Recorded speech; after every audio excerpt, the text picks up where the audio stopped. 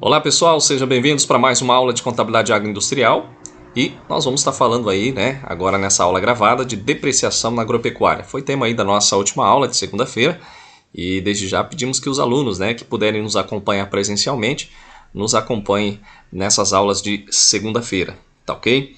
Então pessoal, vamos falar um pouquinho aí sobre o que foi, discutido, debatido aí na última aula presencial sobre a depreciação na agropecuária. Tá? Então a gente inicia falando sobre esse tema referente aí ao Alquindar de Toledo Ramos, um dos grandes aí doutores da área da agropecuária. Em sua tese de doutorado, ele sugere sobre a questão aí da amortização em sentido amplo, que seria aplicada a quaisquer tipos do bem do ativo fixo com uma vida útil limitada. Também ele falou sobre a questão aí do problema da amortização dos bens depreciáveis e as necessidades administrativas das empresas, principalmente as empresas rurais. Tá?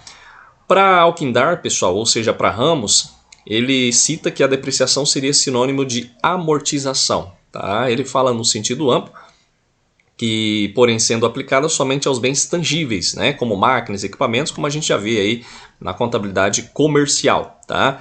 Numa empresa privada. Então, nesse caso, a depreciação ela somente seria aplicado ou aplicáveis nos bens tangíveis, tá? Como a gente já vê aí no decorrer aí do semestre, tá? Máquinas, equipamentos, móveis, utensílios, entre outros.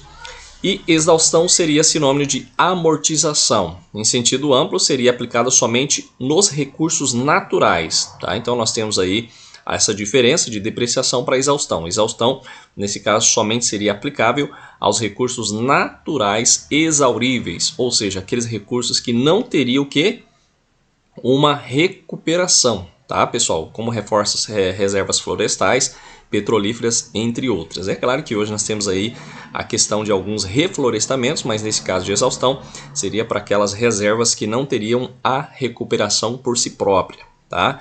A amortização, em sentido restrito, se confundiria com o seu sentido amplo, tá? Mas somente quando aplicada aí aos bens intangíveis. Então, lembrando, pessoal, exaustão é para recursos naturais, aplicado nessa redução. Na amortização, seriam aplicados somente aos bens intangíveis, tá? Ou seja, aqueles bens que a gente não pode tocar, que não sejam palpável, tá? De duração limitada, como as patentes que a gente viu aí, as benfeitorias em propriedade de terceiros.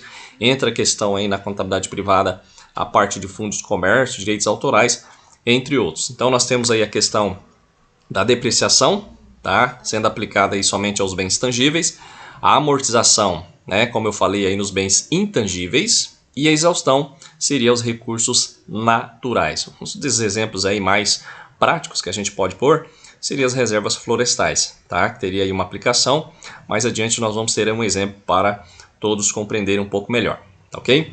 Então, continuando a nossa aula, pessoal, conforme algumas disposições que a gente passa para vocês, o fisco, ou seja, o governo, ele dá sua interpretação no caso específico da agricultura, tá? Com alguns conceitos.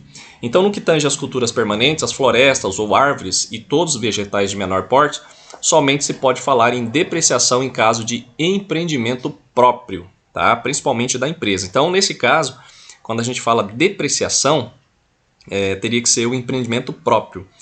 E empreendimento de terceiros? Aí não entra a questão da depreciação, tá, pessoal? Então, empreendimento próprio da empresa, o qual vão ser extraídos aí os frutos, tá? Então, a gente pode dizer que nessa hipótese, o custo de aquisição ou formação da cultura, ele é depreciado em tantos anos quantos forem as produção dos frutos, tá?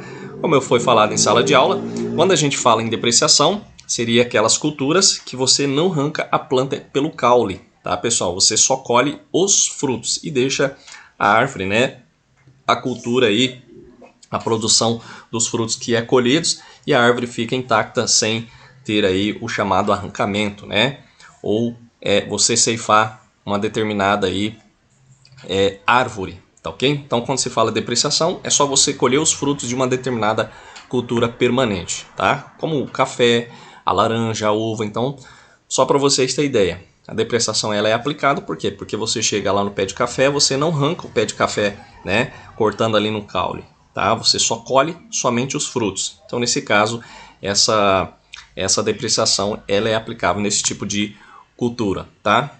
Então, cultura agrícola, né? Falando dos ativos biológicos, conforme alguns conceitos apresentados, toda cultura permanente que produzir frutos, né, o chamado aí ativos biológicos, será alvo de depreciação, tá?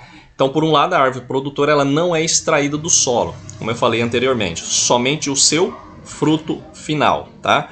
Um cafeiro produz grãos de café, então basicamente a gente vai colher aí os grãos de café e a gente vai manter a árvore intacta. Nesse caso, nós utilizamos a depreciação. Um exemplo aí do canavial, né? Por outro lado, tem a sua parte externa extraída, ou seja, cortada, mantendo-se a parte contida no solo para formar novas árvores. Nesse caso, nós vamos estar aí utilizando outros conceitos de depreciação, tá? Nesse caso aí entraria a questão da exaustão.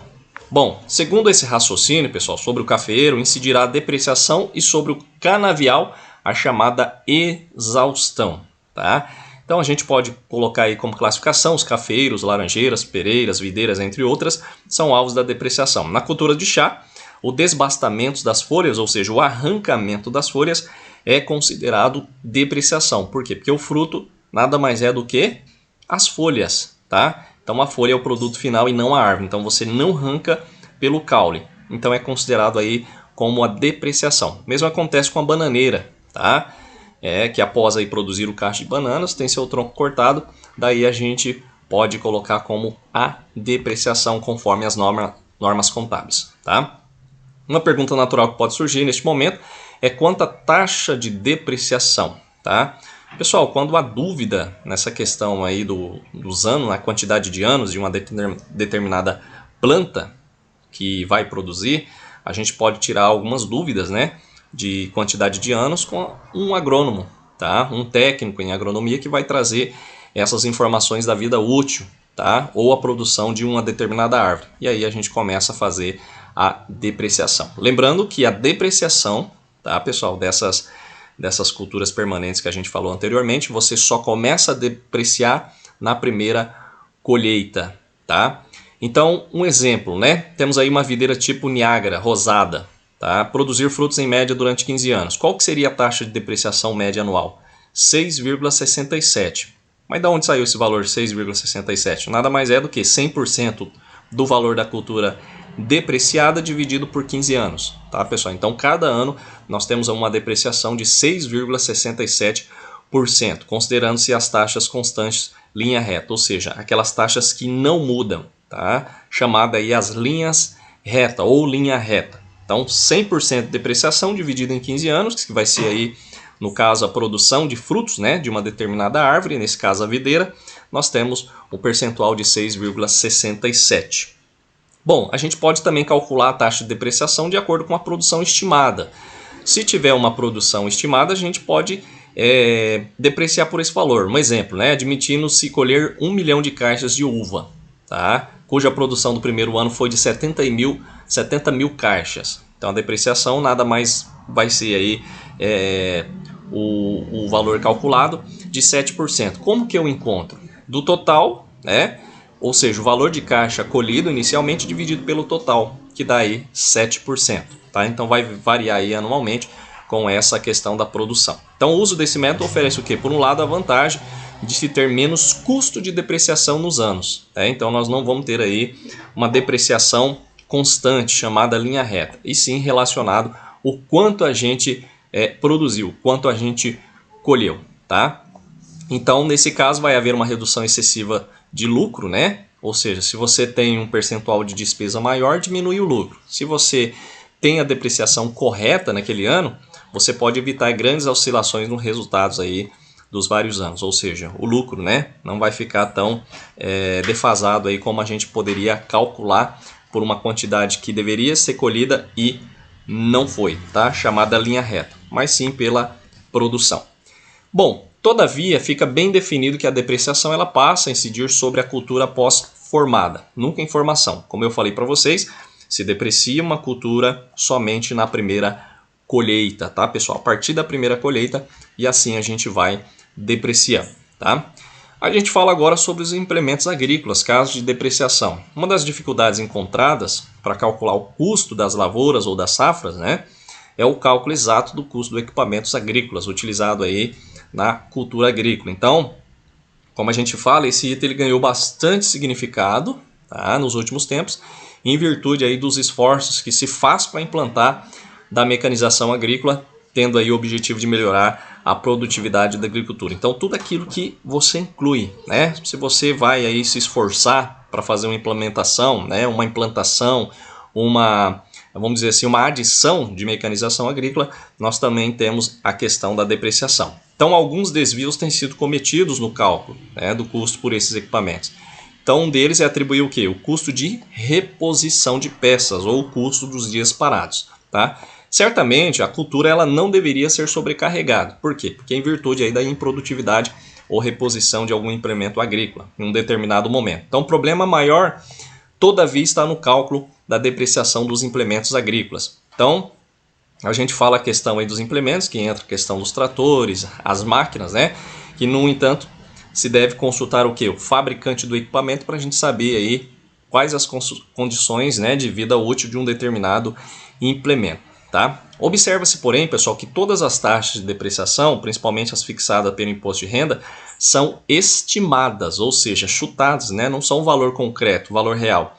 Quando, por exemplo, a taxa de máquina ela é fixada em 10%, nota-se, né, que esse valor de 10% anual nós temos uma vida útil aí de 10 anos, né, para uma máquina. Então, há máquinas cuja vida útil nunca ultrapassa 3 anos. Tá? Então, como que a gente pode fazer essa estimativa? Pela quantidade de horas também da máquina. Tá?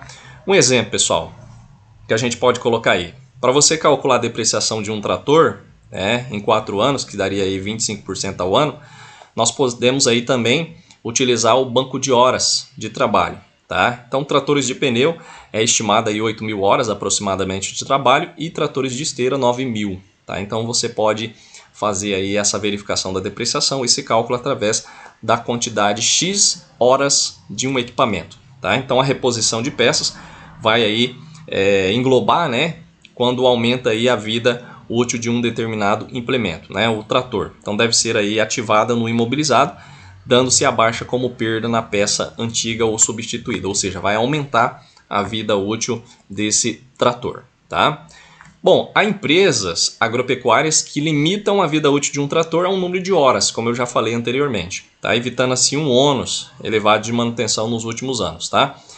Nesse caso aí, nós temos aí a questão da fixação de horas de trabalho, que é mais fácil, por quê? Porque o gerente ele fixa um limite. Por exemplo, de 4.000 horas de trabalho, atingindo esse valor, o trator já seria vendido. Por quê? Porque através dessa quantidade de horas, depois dessa quantidade de horas, o trator começaria a dar aí muita manutenção. Tá? Então nada mais é do que ter um bom preço no mercado para um momento de venda. Então ele já tira do imobilizado dele, diminuindo esse valor aí de depreciação. Tá? Como que se faz esse cálculo? Pessoal, nós temos o valor do equipamento e dividido pelo número estimado de horas de trabalho. Nós temos aí a depreciação por horas. Como que fica? Temos aqui um exemplo, né?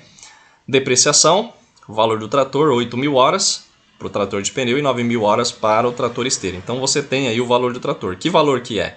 90.000, 100.000, 150.000? Só divide pela quantidade de horas aí do trator que você vai ter a depreciação por hora. Tá ok? Bom, para calcular aí a questão agora do custo por hectare. Bom, temos a questão do hectare ou por alqueiro que seja, precisamos conhecer o que? O número de horas necessárias para passar o trator num hectare. Tá? Então a gente multiplica-se o número de horas pelo custo de uma determinada hora e nós vamos ter aí o valor do custo por hectares. Tá? Como que funciona, pessoal? Normalmente considera para esse cálculo o tempo improdutivo que o trator despende aí no percurso da oficina ao campo. Tá? Então isso aí, voltas em torno do campo agrícola, trocas de equipamentos adicionais, nós temos aí um acréscimo de tempo improdutivo cerca de 15%. Como que eu faço isso? Nós temos aí a fórmula, né? Custo por hectare, trator mais equipamentos, que é igual ao custo do trator por hora, mais o custo do equipamento por hora, mais salário do tratorista por hora, vezes o número de horas trabalhadas por hectares, vezes 1,15. Por quê? Representa aí 15% a mais esse acréscimo do tempo, que seria o chamado improdutivo. Tá?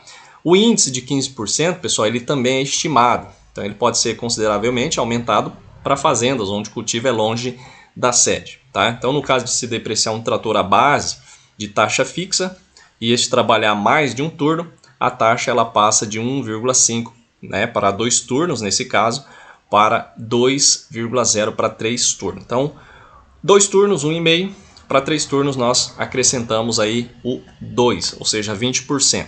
Tá? E sobre a mão de obra não produtiva? Então, trata a questão aí das horas improdutivas do trator, como a gente viu aí na fórmula anteriormente. Ou seja, tratar da mão de obra que não está alocado, né, no exato momento ali do cálculo. É comum na agropecuária a interrupção do trabalho, devido que algumas, vamos dizer assim, chuva, né, intempéries, questão aí de dias que não é feito o trabalho, né, principalmente em chuva, mau tempo, falta de trabalho. Então nós temos aí essa alocação da depreciação. Então, desde que relevantes, não deverão sobrecarregar sempre a depreciação à lavoura em andamento. Tá, pessoal? Então deve ser criada aí uma conta chamada tempo improdutivo. Então temos aí dessa continha os custos indiretos e posteriormente o rateio para todas as culturas ou criação que assim por ventura existir. Tá ok? Então, pessoal, se a interrupção atingir montantes exagerados, como por exemplo um mês de serviço improdutivo, os valores da folha de pagamento poderão ser o quê? Apropriados como perdas do período em uma despesa não operacional. Tá? Por quê? Porque isso aí evita, né, sobrecarregar injustamente as culturas em andamento. Por quê? Porque não houve trabalho, como que você vai alocar um custo, né, uma despesa em uma área que não houve aí um trabalho, né? Não houve aí, no caso, uma continuidade do serviço, tá? Da cultura. Então existe essa questão da despesa não operacional, tá?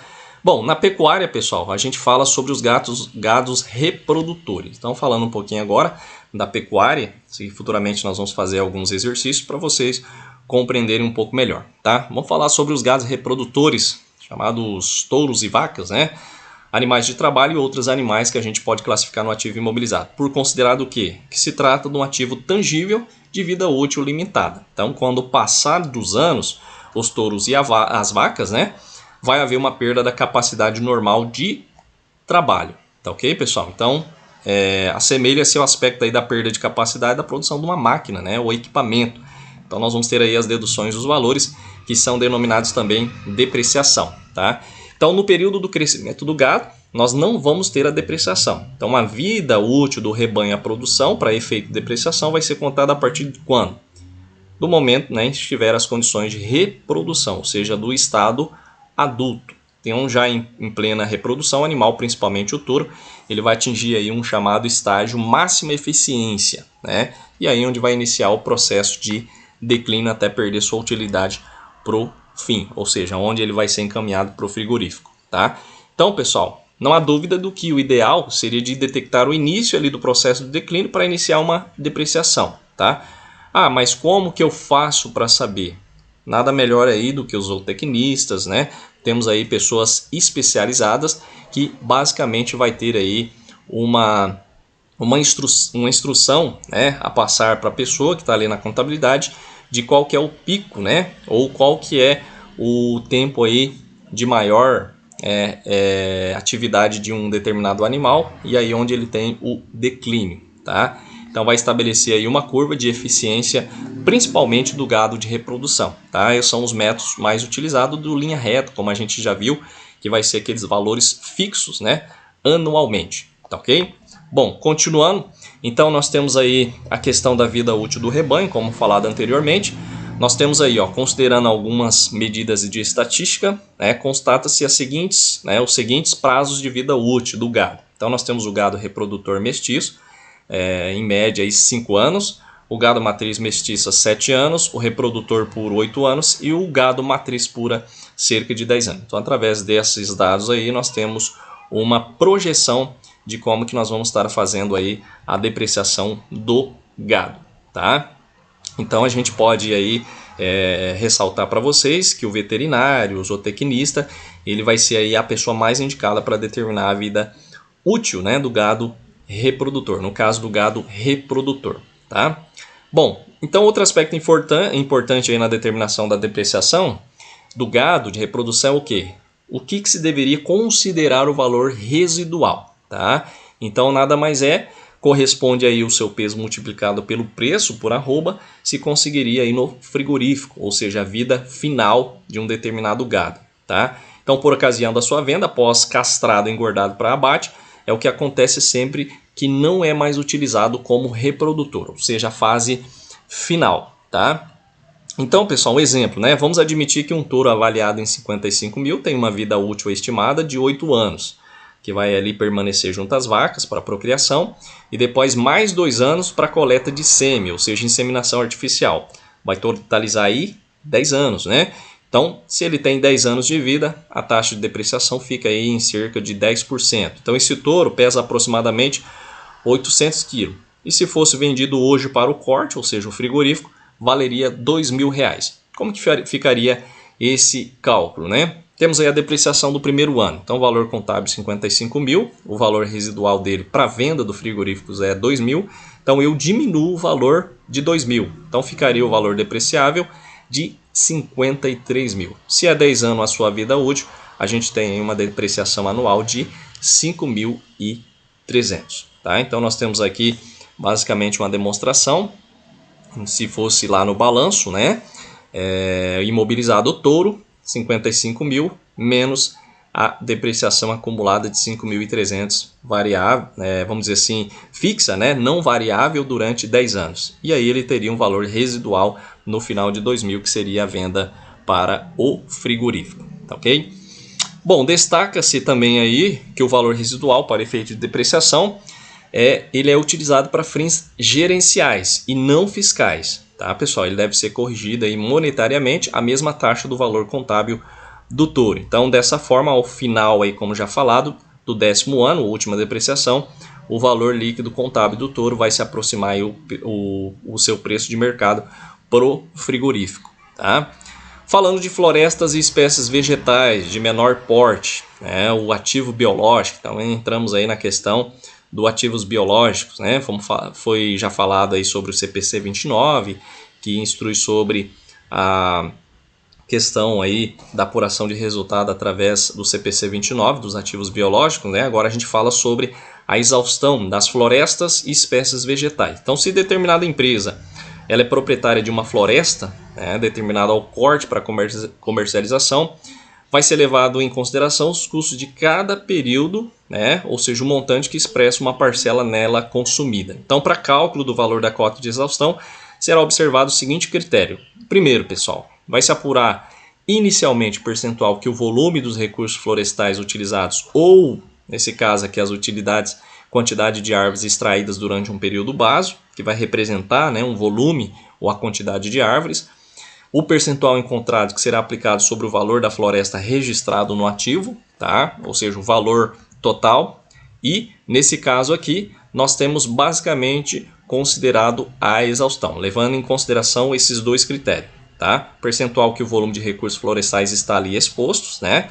E também o valor gerado, lá na contabilidade. Qual que foi o valor registrado no ativo? Então, o resultado será considerado como custo dos recursos florestais extraídos. Mais adiante nós vamos ter aí um exemplo para vocês compreenderem melhor, tá? Então, procedendo-se dessa forma, ao concluir a extração dos últimos recursos, tem-se o quê? Baixado do ativo o valor total pertinente a essa floresta. Então, nós temos lá 100 mil para a gente, no caso, contabilizar a exaustão. Chegou, extraiu tudo, automaticamente nós temos aí a exaustão 100% já elaborada, publicada no balanço. Ok? Então, pessoal, nesse caso aqui, falando sobre exaustão, colocando um assunto nesses termos, continua aquele parecer normativo que a gente já falou anteriormente. Não é difícil concluir que o custo de formação de floresta, ou de plantações de certas espécies, que não se extingue com o primeiro corte. Então, nesse caso aqui, a gente não tem um valor final já no primeiro corte, só se for aí uma floresta pequena, tá? Um valor pequeno. Então, nesse caso aqui, existem as cotas, ou seja, ao longo do período total da vida útil do empreendimento, o que foi cortado. Então, se tem um percentual calculado e assim temos a amortização, tá? Temos aqui, um exemplo nesse caso aqui. Mas antes, falando sobre a questão da situação desse tipo de contabilidade, pessoal, exaustão, Então nós temos aí os laudos dos profissionais qualificados, como engenheiros florestais, agrônomos, que vai, claro, seguramente servir como base dos cálculos mencionados. Um exemplo, para um reflorestamento que envolve 10 mil pés de eucaliptos, cuja cultura aí, o custo da cultura formada é de 100 mil. E há um total de 4 cortes previsto. A cota de exaustão será de 25%, ou seja, 4 anos, Então 100% dividido por 4 cortes. Então nós temos aqui o cálculo. Que valor seria esse? Seria o valor de 4.800 árvores extraídas naquele momento, dividido pelo total. Então nós temos 48% das árvores extraídas. Como que é feito o cálculo?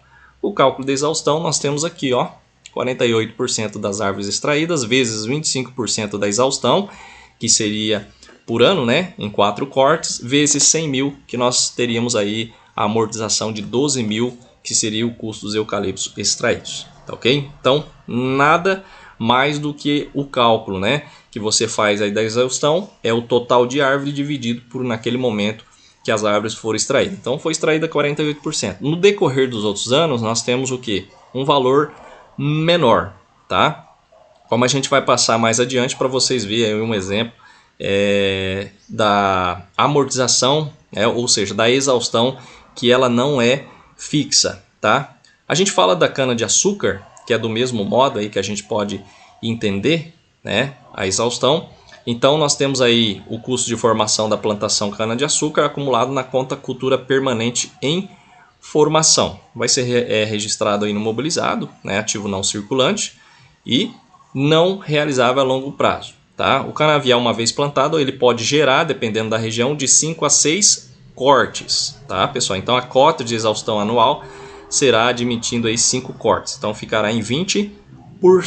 Então supondo que a total, ou seja, toda a extração ocorra dentro do exercício social, basta multiplicar o percentual por 20%. Então seria aquela questão que a gente falou aí, do eucalipto. Então vamos mais ou menos ver como que fica a conta, Temos aqui, nesse caso, medir a área, por exemplo, 1.200 hectares, extraído em relação a um total de 2.800.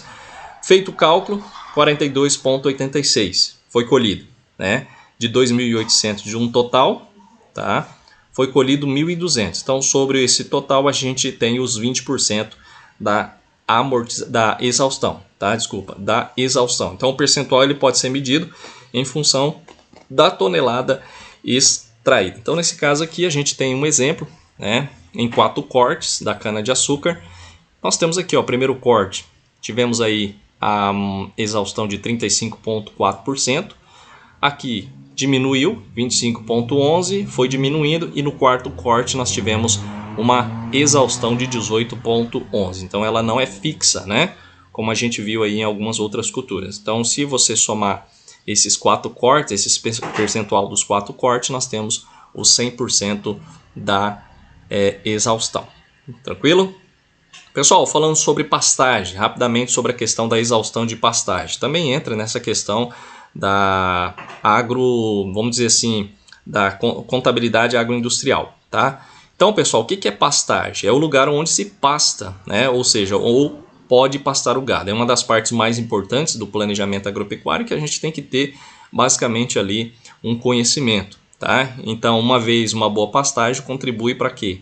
Para a melhoria tanto da qualidade do gado e o alto rendimento aí que a gente fala do projeto, tá? Existem 2 tipos de pastagem, a natural e a artificial, tá? A natural nada mais é do que aquela nativa, tá? E constituída das áreas não cultivadas ainda. São geralmente aí áreas de boa cobertura e que não apresenta grandes problemas de erosão, tá? Então esse tipo de pasto sofre melhoramentos esporádicos, não é aquele que você está sempre ali fazendo algum tipo de melhoramento de solo. Já o artificial é aquelas formadas por pastos cultivados em geral, que vai exigir aí um preparo do solo, tá? Por meio de estocamento, arações, entre outros. Então nós temos alguns tipos de pastos, gramíneas, que entra aí a questão do capim colonião, capim gordura, entre outros. Leguminosas, alfafa, soja perene, cactáceas, que aí entra a questão da palma, mandacaru, outras, que a gente classifica aí como mandioca, batata doce, enfim, tá? Como alimentação suplementar.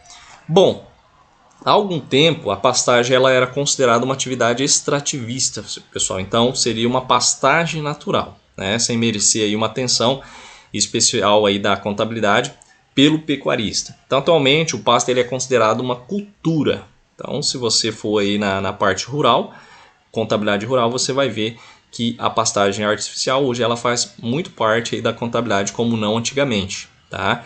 Então, recebe todos os cuidados, artificial, né? Como o preparo do solo. Então, isso entra também como a contabilização. Então, por ser uma cultura permanente, seja pastagem natural ou artificial, seu custo de formação compõe o ativo não circulante, tá, pessoal? E vai sofrer o quê? A exaustão na proporção da sua perda. Quando o gado vai lá e vai arrancar, vai comer, né? Essa pastagem automaticamente vai haver uma perda da sua potencialidade, tá ok? Pessoal, mesmo que haja para o pastoreio em rodízio, né, que você pode formar aí um quadrado, tá?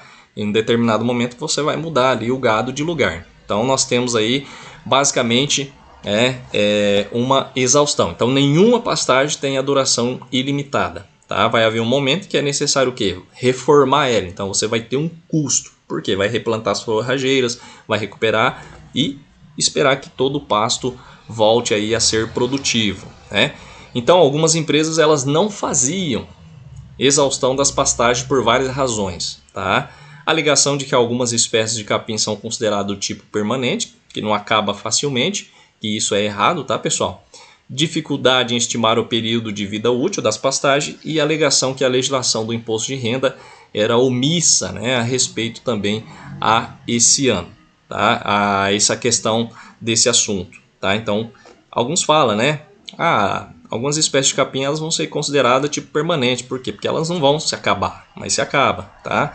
Dificuldade em estimar esse período de vida útil, que alguns não tenham conhecimento, e a alegação do imposto de renda, né? De que a legislação do imposto de renda era omissa a respeito deste determinado assunto, tá? Então, pessoal, as pastagens elas devem sofrer exaustão, tá? Por quê? Porque mesmo que o tipo de capim seja permanente, a fertilidade da terra tem uma capacidade aí limitada, chega ao fim. E você vai ter que passar, né, adubo, vai fazer um melhoramento. Então recomenda-se estimar o período de tempo de vida útil das pastagens com base em estudos agrícolas.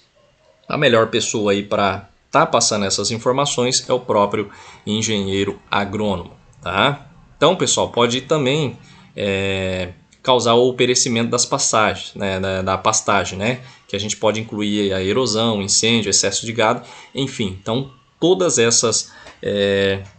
esses problemas a gente entra aí na contabilidade, vai se contabilizar, né? Vai estar contabilizando, né, nesse caso aí, essa recomposição da pastagem artificial, tá ok?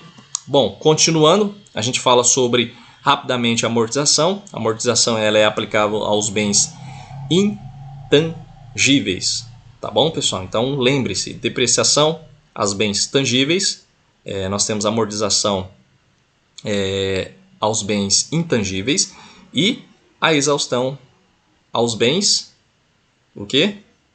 Eu já falei, né? Depreciação aos bens tangíveis, a amortização aos bens intangíveis e a exaustão seriam os recursos florestais, tá? Então, pessoal, sobre a amortização, a legislação brasileira prevê que se a floresta pertence aí a terceiros, mas é explorada em função de contrato por prazo indeterminado, caracteriza-se por cotas de exaustão e não amortização, tá? Nesse caso, a questão aí dos contratos, tá? Suponha que em determinada empresa a exportação do suco de laranja adquira o direito da colheita de um pomar durante 3 anos. A empresa adquirente registrará o custo de aquisição desse determinado direito ao seu ativo imobilizado e fará a amortização de 1/3 por colheita, né? Que vai distribuir ao custo desses direitos ao longo do período em 3 anos contratados pela exploração, tá? Então, nada mais é do que a gente fala. A amortização é aplicável aí aos bens intangíveis, tá? Nunca se esqueça. Depreciação aos bens tangíveis, amortização seria aos bens intangíveis e exaustão aos recursos florestais, tá? Falando aqui das taxas de depreciação, a gente passa aqui algumas taxas, né? Para vocês verem.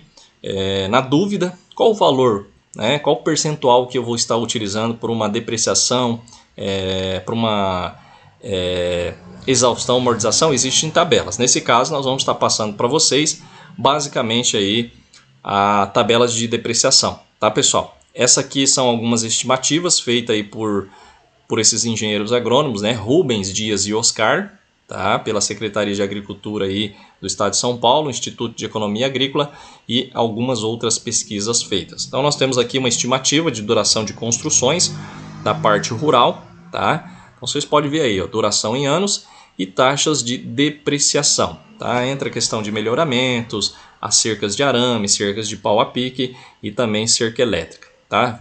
Vida média produtiva de alguns animais, bovinos, né? Animais de criação e animais de trabalho, também tem a vida média produtiva em anos e as taxas de depreciação ao ano. Aqui a gente mostra de máquinas e equipamentos, também é muito utilizada essa tabela, né?